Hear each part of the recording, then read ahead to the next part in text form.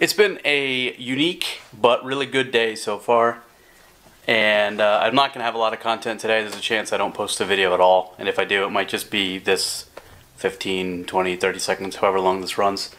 Right now it is 5:15 p.m., about to fire up the grill. Got some stuff done around the house. House power wash, looks really good. Everything came out really nice.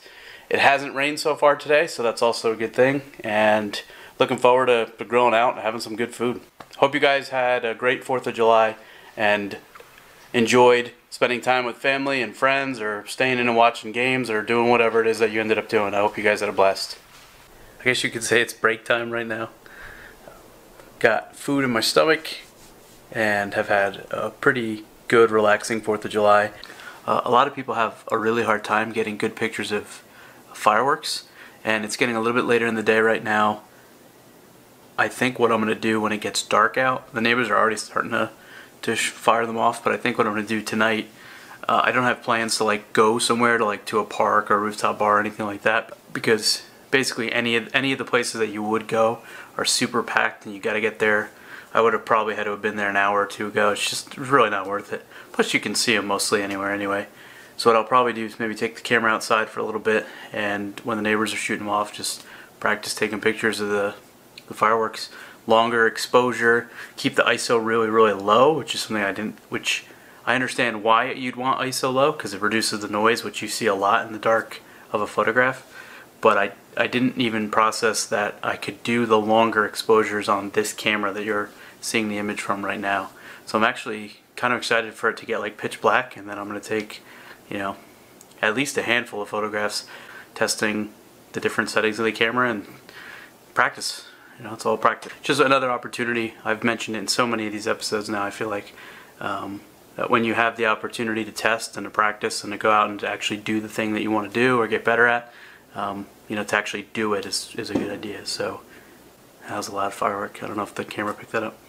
So that's my plan. I'm gonna wait until it's dark out. The fireworks are popping. Hopefully they're good bright ones, and if so, I'm gonna grab a bunch of pictures and see how they turn out. So I learned a ton with the camera tonight. Probably spent about an hour just taking pictures of fireworks, and got a couple good ones, a couple pretty bad ones. I just tested everything that I could think of. Super long exposure, 10 seconds, 1 second. I think 2 to 2.5 was kind of the sweet spot for a couple of these decent shots that you're seeing here.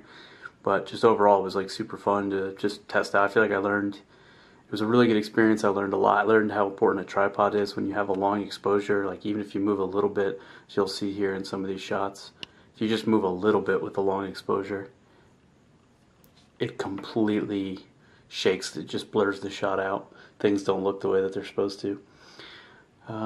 Also, spent a little bit of time tonight thinking about asking better questions. I've always felt like I was really good at asking questions that were thoughtful and purposeful, and I historically have done a really good job when it comes to asking questions, of asking good questions that either start conversations or help me understand or comprehend somebody's point of view or an idea or a suggestion. And I would consider myself to be someone that likes good conversation, where I can discuss an idea or a thought or opinions or somebody's goals and really kind of get to know somebody in a pretty quick period of time.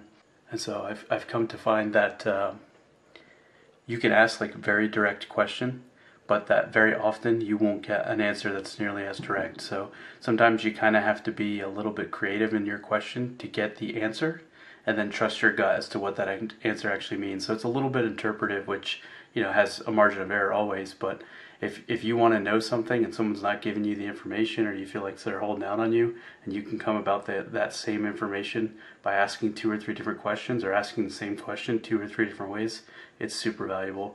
I feel like I've done that a lot actually today. Very specific thing that I'm not going to go into detail on, but it's just something I thought about a lot tonight. Right, we are officially over with the 4th of July, and the fireworks are still going off, which is bad news for me, because it probably means I'm going to have to keep the dogs with me and not going to get too much sleep, which sucks. But it is what it is. I'm going to try to get some sleep, try to get to bed early, a little earlier than usual, with the hopes that at some point tomorrow I'll be able to catch up on all the things I didn't get done yesterday and and today.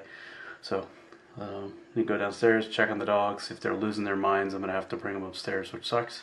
And then I'm going to get to bed.